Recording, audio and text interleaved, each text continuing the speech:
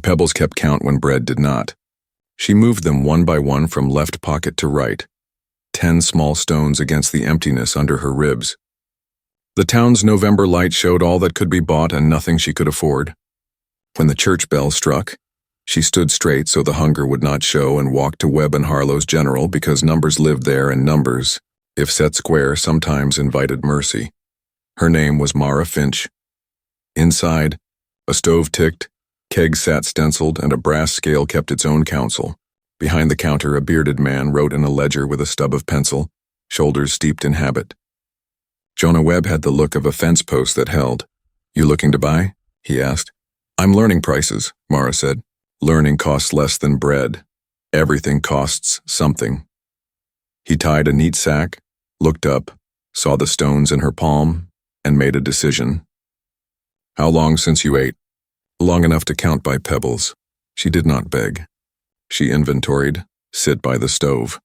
May will bring broth and a heel." "After you sweep from door to door and we're square?" Mara took the terms. Heat returned her to herself an inch at a time. May Webb, cousin and bookkeeper, came with onion broth and yesterday's bread. Mara ate too slowly as one thanks a day. "Where from?" May asked. "South of the river." "I walked when work fell into men's pockets, you reckon?" Jonah asked.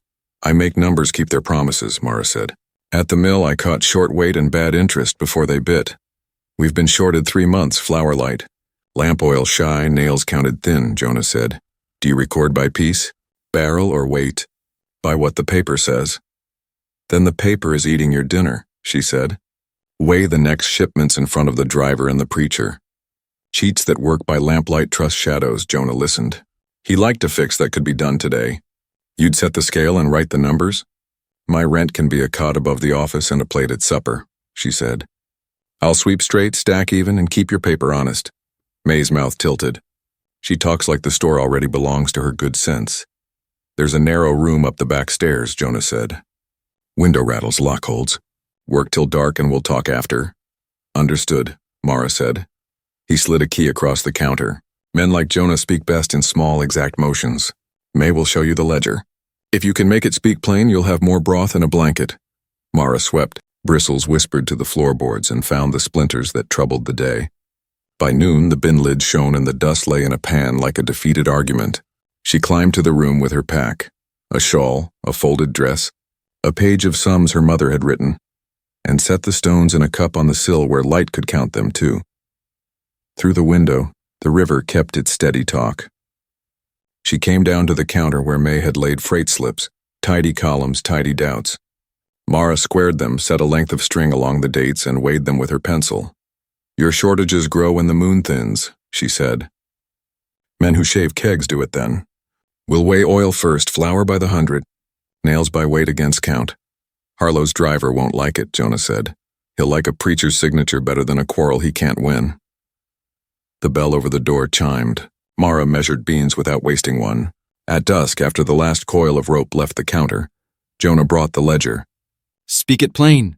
Mara turned pages. Some numbers wandered not by malice but by habit. "You pay honestly," she said, "but you trust printed promises too easily. 2 weights, 2 witnesses, 1 signature. We will not accuse, we will reckon." Jonah nodded once, a motion that could hold a roof steady. "Supper's in the back." "There's a blanket on your cot and a nail for your shawl.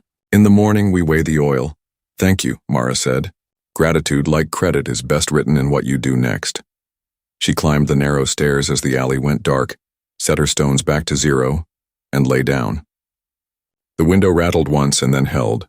She closed her eyes and heard the brass scale breathing downstairs, patient as an old horse. Somewhere a dog barked twice and quit. Mara smiled because the world had added by 1.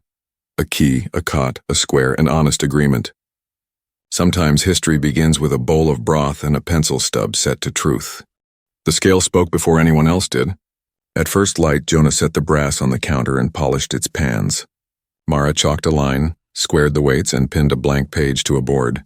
May brought the preacher from next door with coffee and the kind of patience that makes men behave. Harlow's wagon rattled up with oil, flour, and nails under a tarp. The driver, Burke, stared past Mara as if she were a broom that talked. "Unload," Jonah said. Burke thumped a drum of lamp oil onto the floorboards. "Signed for 40 gallons. Weighing by witness, Jonah answered. Preacher, if you'll mark the line. The preacher nodded. Never needed a sermon to sell oil, Burke said. Mara lifted the bung, let the oil breathe, and set the measure. Empty pan first, she said quietly. Then truth, she drew and weighed. The needle settled below the stamped promise. She wrote without heat. Drum number 3, short 1 gallon and a pint, witnessed. May signed, the preacher signed, and Jonah signed last. Burke watched the ink and tried to look taller. Scale's old, he said. Scale's honest, Mara said. Old things can be. They weighed the flour by the 100. 2 sacks missed by 3 pounds, 1 by 5. Nails ran shy against the count. Each time the page caught the figure and the figure stopped pretending. You're calling me a thief? Burke said. I'm calling a number, what is it? If you've been given light kegs, you deserve better from your own. Jonah slid the signed page across the counter. We settle the bill for exactly what came through the door. Send this with your boss. The preacher's eyes stayed kind and square. A man can push at that sort of look only so long. Burke gathered his reins like a man finishing a job he hadn't planned and clattered into the street. Silence came into being counted. Jonah laid the new page over the ledger and stood a moment, measuring the change a morning can make. You cost me a quarrel, he said at last. I saved you 3, Mara said. 1 with Harlow, 1 with your sleep, 1 with Winter. He grunted and put the sheet where a sheriff could find it. Business came in, coffee, pins, a yard of calico, and a coupling. Mara kept pace steadily. Bins topped, broom where a hand could find it. She wrote small, neat, sure. Men read with their shoulders lowering. At noon, May cut bread and set cheese on a plate. Eat standing, keep selling, she said. Rent includes sweeping after, Mara said. Rent includes you sitting long enough to swallow, May answered, setting a second slice by Jonah. The afternoon brought a woman whose husband drank her flour money thin. She bought beans and a pencil for lists that might hold a day together. Mara packed the beans and slid the pencil across without charge. The woman's thanks were the kind that add up. By 4, the south wind rattled the thin window. Mara climbed a stool and set a folded paper under the sash to still it. She wrote a note on the board. Order 2 panes before freeze. Winter had a way of hurrying. Jonah watched small, useful acts gather into something solid. He fetched the coin box and counted along with her, seeing the day in columns he could trust. We've been bleeding sense and pride, he said. Today we stitched. Tomorrow we bind, Mara said. Seal the edges so the tear won't travel. He studied her then, not as a stray, not as a favor done, but as a person whose making fit the work. There's stew at the house, he said, awkward the way good men get when they open a door. May insists on feeding people who've earned it. I've earned, and I will pay, Mara said. Evening cinched the town to a smaller circle. After the last customer, Jonah flipped the bell and locked the door. May banked the stove to coals. They climbed the narrow stairs where the store's warmth rose like a hymn. At the table, stew steamed. Beef, carrot, a leaf of bay. Jonah bowed his head and spoke a grace, asking for honest work and safe travel for those out past the light. Mara tasted and knew she would remember that broth as a turn in the road. You set a tone, May said. Folks will mind their measures now. Measures are how a town declares itself, Mara said. Later, in her room, she put the pebbles back on the sill and counted 10 for the first time in weeks. She wrote a line under her mother's sums. Today the scale told the truth and the truth stayed. Then she blew out the lamp and let the dark belong to sleep rather than hunger. Word travels faster than flour dust when scales tell the truth. By mid-morning, the street knew Webbs had weighed a supplier and found him light. Jonah leveled the pans. Mara sharpened the pencil. May laid brown paper where signatures sit clean. Harlow did not come himself. He sent a clerk with cuffs too smooth and a smile trained to win small wars. We regret any variances, the man said, hat in hand. Drums differ. Wagons jolt. Tear stamps don't, Mara said. She took his slip, turned it sideways, and set a drum on the scale. Your paper calls the tear 18. She drew off the oil to a marked bucket, wiped the lip, and tipped the empty drum onto the other pan. The needle asked for quiet and then stood hard at 22. May wrote the figure. The preacher set his name below it. Jonah didn't gloat. We'll pay for oil that exists, he said. We'll also post this page so neighbors know why. The clerk's smile cracked. You take a hard line for a country store. We sell light by the window and nothing else, Mara answered. Tell Mr. Harlow that wagons jolt the honest and the crooked equally. Only one fears a scale. He left with the paper riding his pride. Customers weighed beans and bolts and watched the needle as if watching their own lives steady. Jonah glanced at Mara, brief as a vow. Business ran until a hammer fell in the back and a boy yelped. Nate Carter, 12, quick, had kicked an open crate. A nail held his foot like a lesson. Bench, Mara said. She boiled the kettle, set carbolic ready, and asked May for a clean cloth. Jonah hovered and did not make it worse with talk. Breathe with me, she told the boy. Count to 8. She washed the dirt away, drew the nail straight. No heroics. Poured a wash of whiskey, set a pad and a wrap. You'll walk like you mean it tomorrow.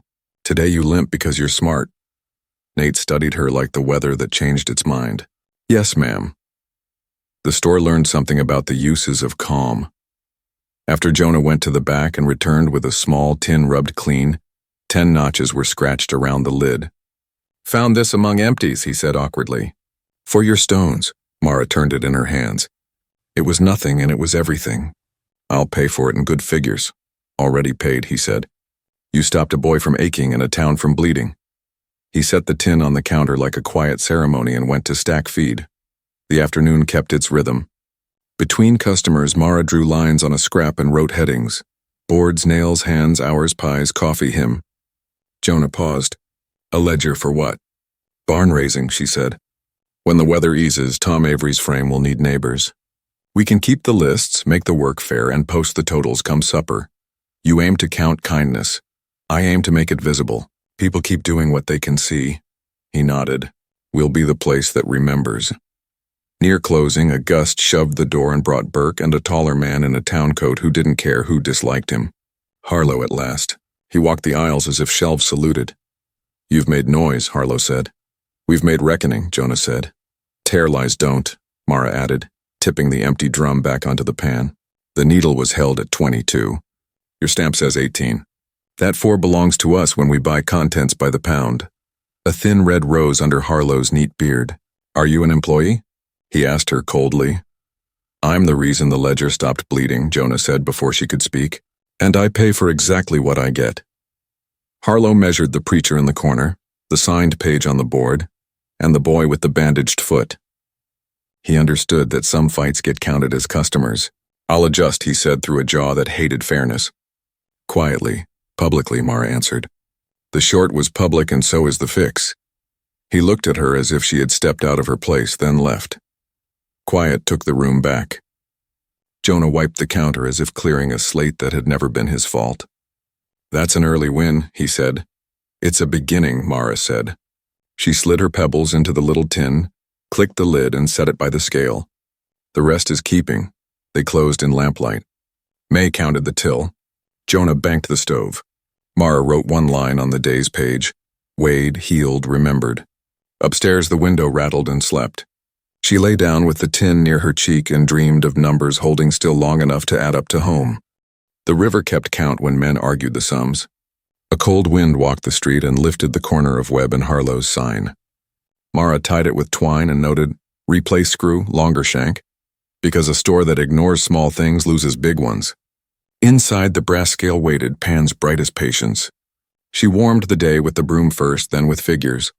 Jonah came from the shed with 2 panes and a roll of putty. Window for your room, he said. I wrote it on the board. I read the board, he answered. I aim to let winter in only where we invite it. Mara held the sash while he worked.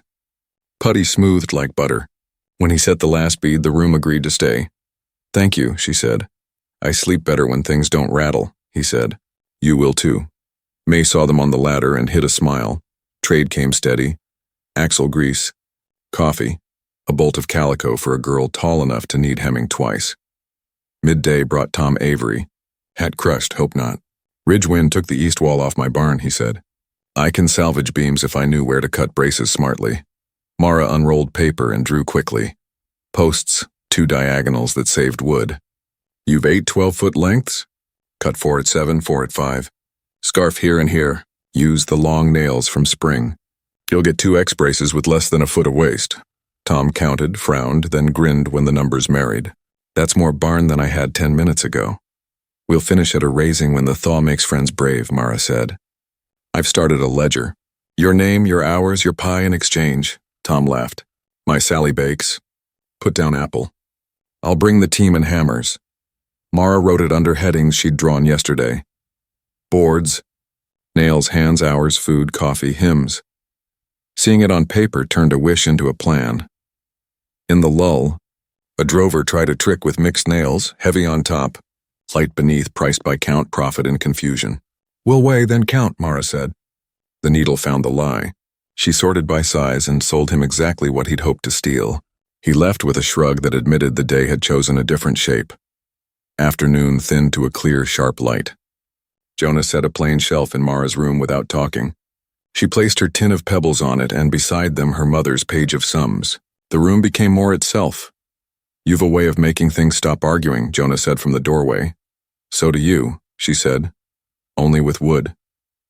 He ducked his head, pleased and shy. Church is setting tables on the green at dusk. They'll be singing, he said. If you mean to post that barn book where folks can sign, there's your chance. Work needs witnesses, Mara said. Songs make good ones. They carried the ledger and 2 pencils in a flour sack satchel. Dusk pooled. Lanterns pricked the square. Women set pies. The preacher tuned a fiddle and let his bow find the notes people know, even when tired. Mara laid the ledger on a crate and pinned headings to a board with laundry pegs. Sign what you'll bring and what you'll need, she told the first cluster. We'll add it up honestly so no one carries more than their share. Names wrote themselves like rain starting. Hammers, saws, coffee, quilts for little ones, boys to haul water, a hymn list to keep spirits walking. Jonah stood at her shoulder, not in front, not behind. A widow brought a pan she couldn't spare. Mara set her name under food and added, return pan same night. The widow met her eyes and stood a little taller. Singing began, the kind that mends a weekday. Mara counted signatures between verses and felt the town's spine find itself. Jonah's voice was deep and plain. Numbers were one way to measure a home. Sound was another. When the plates scraped and the lanterns burned low, she totaled the columns and read them out. The sums fit. Tom Avery's barn would rise when the weather let them. People clapped twice the way they do for a true figure. On the walk back, Jonah carried the satchel and said almost gruffly, You made it easy to be good. It was already in them, Mara said. I only gave it lines to follow. He offered his arm over a patch of ice. She took it because winter asks for sense as well as courage. The river kept counting in the dark.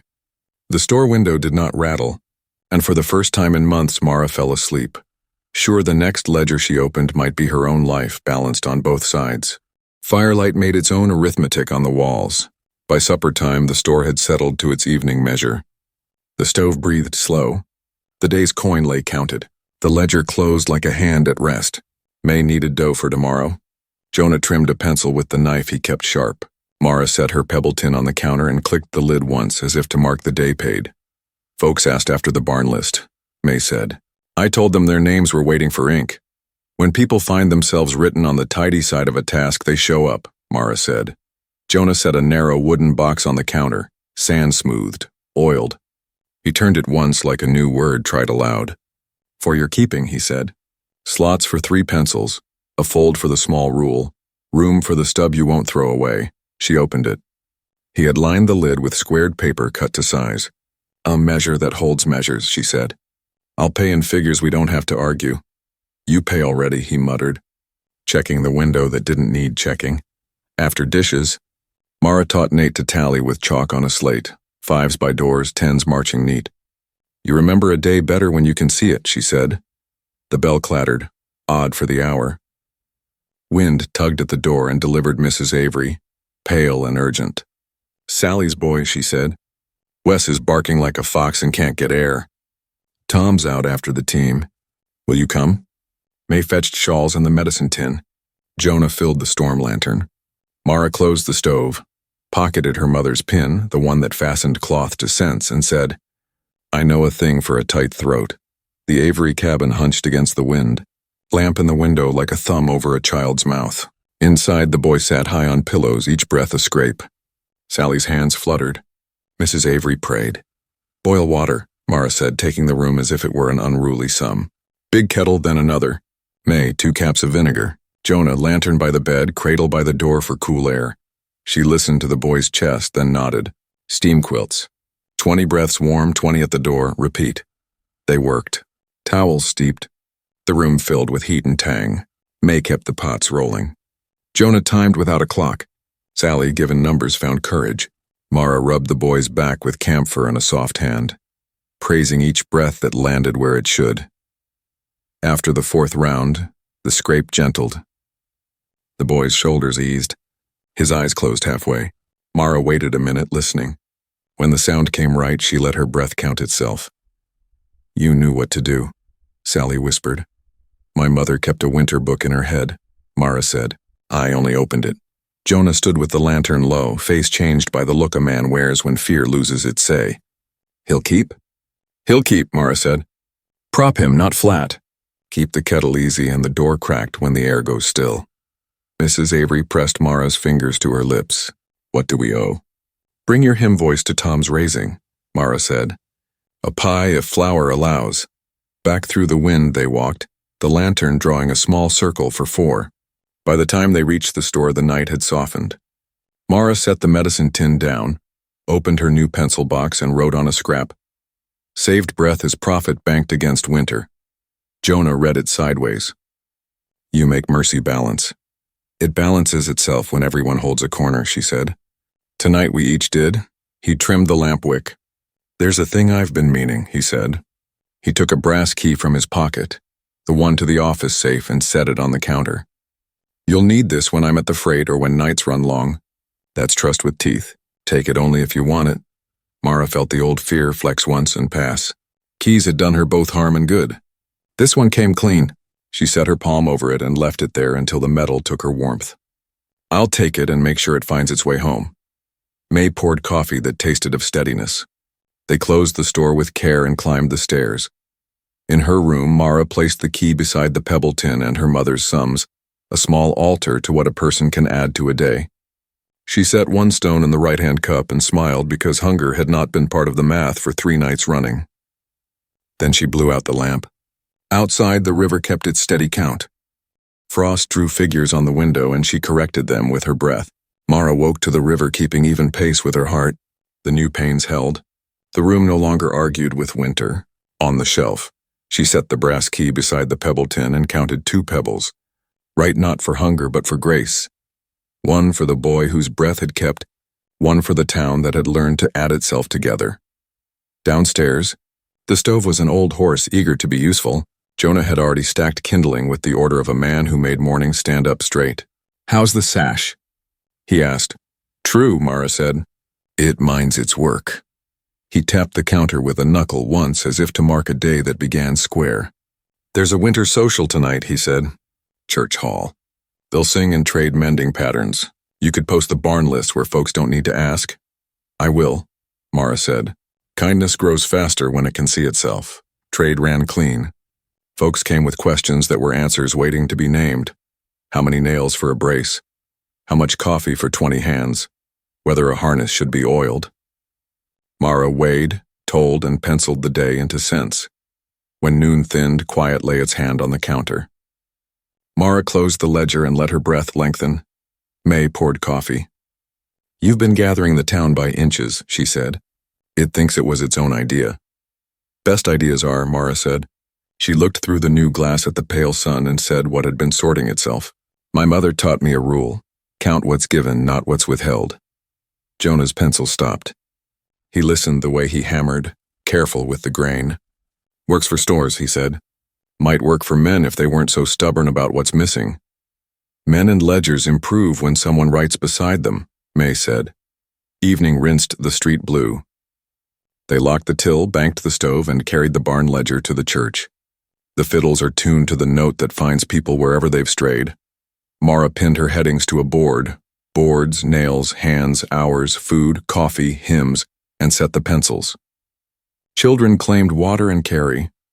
The first song was the low, sure kind that lets a day exhale.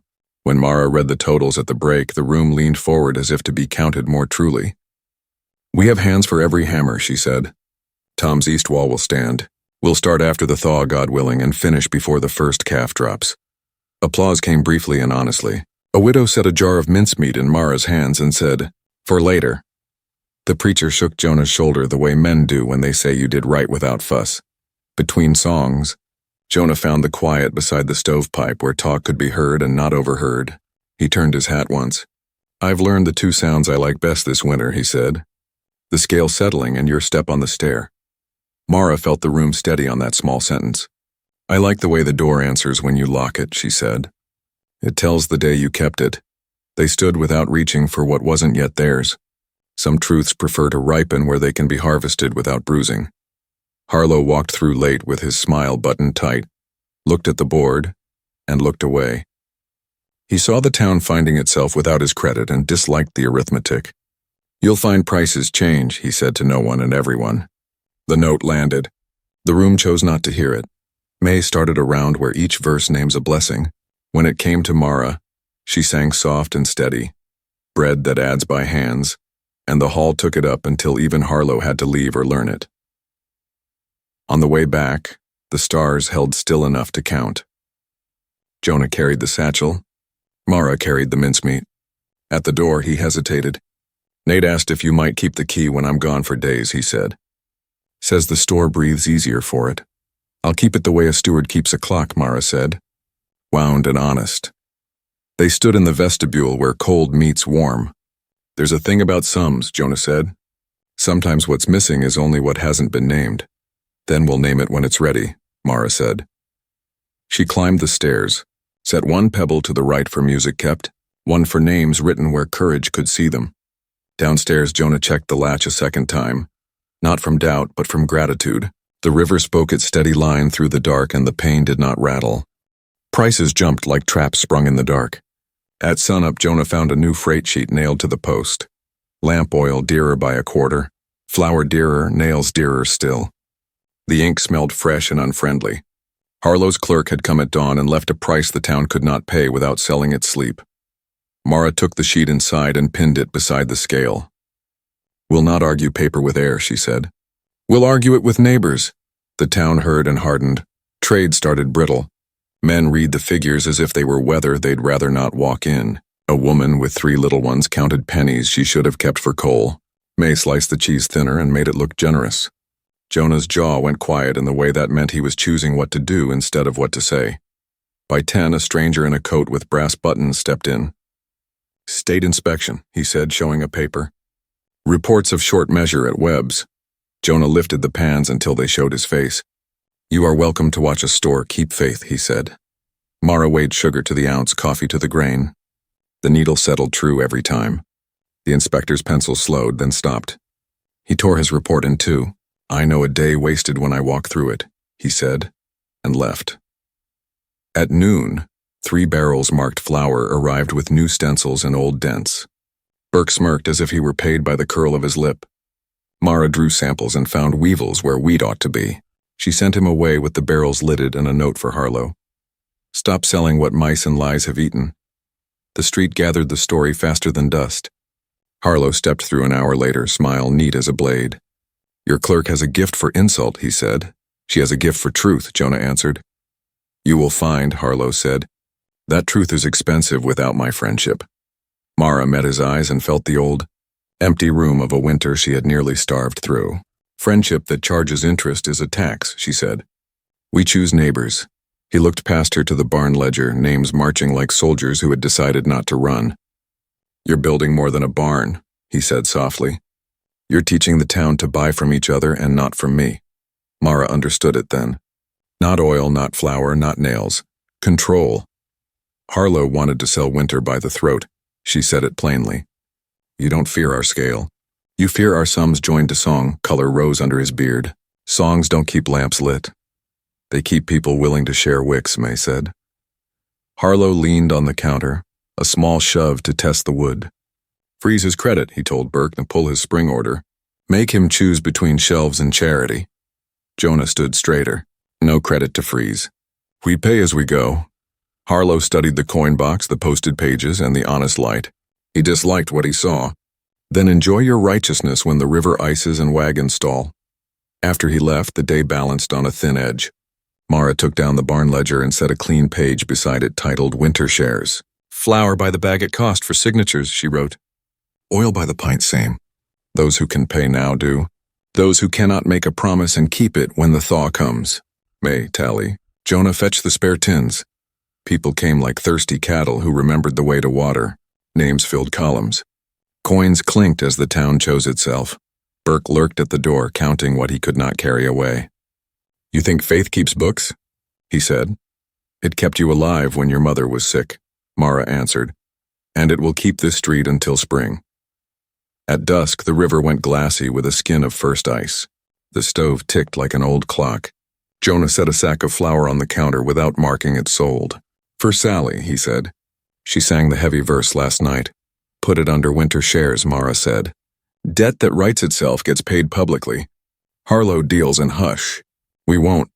May brewed coffee that tasted a backbone. When the door latched, Jonah let weariness show. "He wants the store," he said. "Not the building, the deciding of who eats." "And we want the deciding done around the stove," Mara said. "Not in his office." She opened her pencil box and wrote the day's single line. Prices rose. People rose higher. Then she placed one pebble in the right-hand cup for resolve and left the river to count the hours until whatever came next. The lock clicked where it shouldn't have. Mara woke mid-breath, certain she'd turned the key twice. The winter pain held its frost. Downstairs, a hinge told the wrong story, too careful by half. She drew on her shawl, lowered the lamp, and stepped where the stairs would not complain. At the office door, the smell met her. Lamp oil teased from a bung. The backlatch hung lifted. A shadow leaned over the barrels. "Don't," she said, voice the size of a broom handle. The figure turned. Eli Carter, Nate's older brother, stood with shame in his shoulders. Behind him, two men in town coats steadied a flour sack. Burke waited in the alley with a grin that had been paid for. "Just the book," one man murmured. "Take the ledger and spill a drum. He'll close a week. Harm keeps ledgers," Mara said. "Put the bung back." "Eli, look at me." He tried to hide the coin in his eyes. He said it was only a latch. $1 to lift it? "Then lift it shut," she said, "and pay it back with hours the town can watch." The alley grin lost patience. Burke's hand flicked. The men rushed the counter. One shoved. The lamp skittered and caught fire. Mara knocked its chimney free and smothered the flame with damp burlap kept by the stove. Oil slopped, found the boards, and began to think about burning.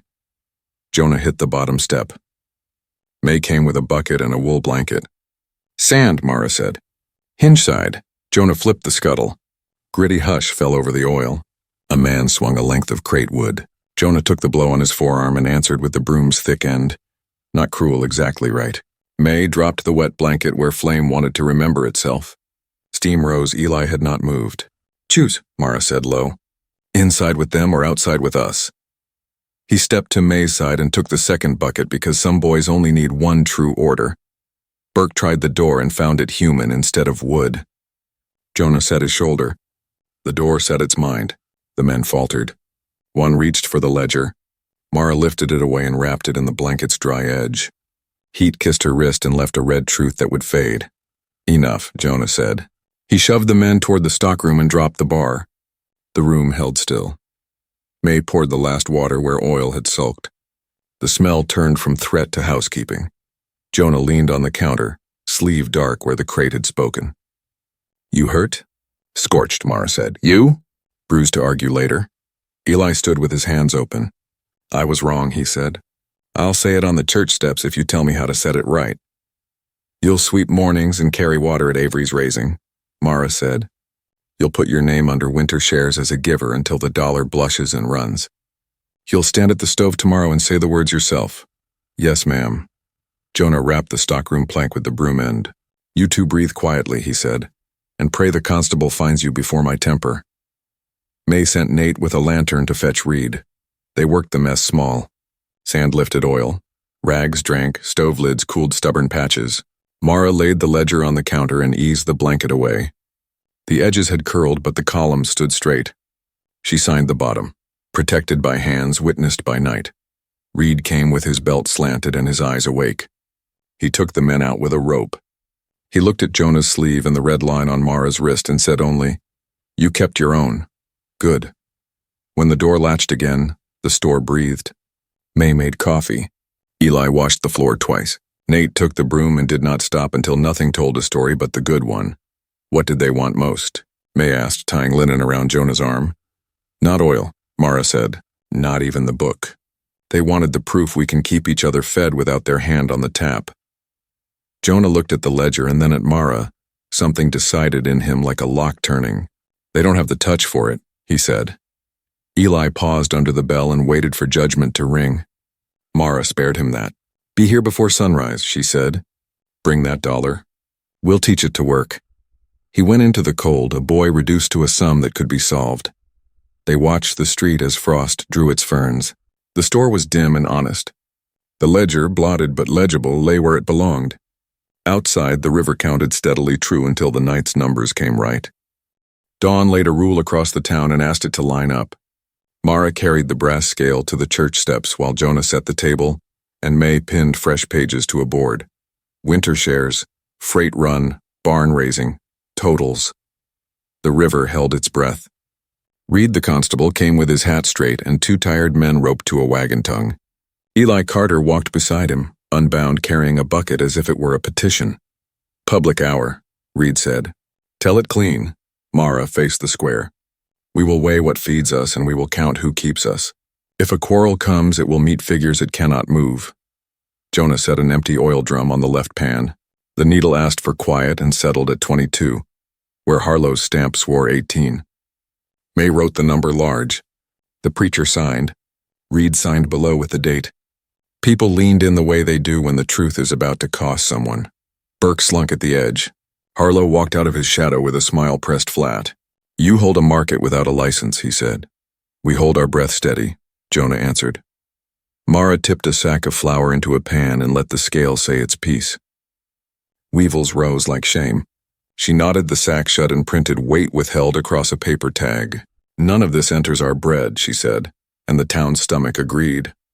Harlow laughed once thin. You'll starve on principle. We'll eat with neighbors, May said, pinning her apron tighter. Eli stepped up, cheeks winter red. I was paid $1 to lift a latch, he said. I did wrong. I'll work off the $1 and what I broke in sleep and pride. He set the coin on the table and wrote his name under water. Carrie. And morning sweep. His mother wiped her eyes and held, her head up for the first time since the harvest failed. Reed put a palm on the drum. Burglary charged, he said, nodding to the 2 men. And conspiracy for the man who paid them if I can stitch the proof. His look found Harlow and didn't flinch. A stranger in a wool coat took the step with state papers folded in his pocket. The same inspector who had spent yesterday wasting time. Complaints resolved, he said. Scale reads honest. Tear fraud noted. Adulterated flour to be seized. He tagged the sacks with red slips that made decent people mad and crooks quiet. Harlow's smile showed teeth. You'll find your shelves bare when the river ices, he said to Jonah. Mara set a fresh page on the board. Freight run, East Mill. Teams and hands to fetch flour from the mill at Dry Willow. Names. Hours, oats for stock, fuel for the stove, she called. Pay at cost on return. Tom Avery, hat jammed and hope stubborn, stepped first. Team of 2, sled runners, 4 hours there and back if the wind behaves. He signed. Others followed. Smith with oats, Sally Avery with meat pies, the preacher with a prayer and a lantern, May with coffee, Nate with grit enough for 3 names. Jonah added sleigh irons he'd kept since the year the river stopped pretending it was a road. Harlow saw the shape of it then. A town choosing distribution that didn't pass his door. He reached for the law and found only neighbors. You're a clerk, he told Mara, too quiet to be brave. You don't decide routes. I keep ledgers, she said. This one writes your name out of the margin. Reed lifted the broken spur from his pocket, a relic of last night's skulking. Found this where a fence got itself leaned on, he said. If it fits a boot in your stable, Mr. Harlow, I'll know before noon. Burke's face found the color of old milk. Harlow didn't answer. The inspector did. Seizure stands. Fines follow. The preacher cleared his throat. Neighbors, he said, if you mean to keep a town, raise your right hand for winter shares.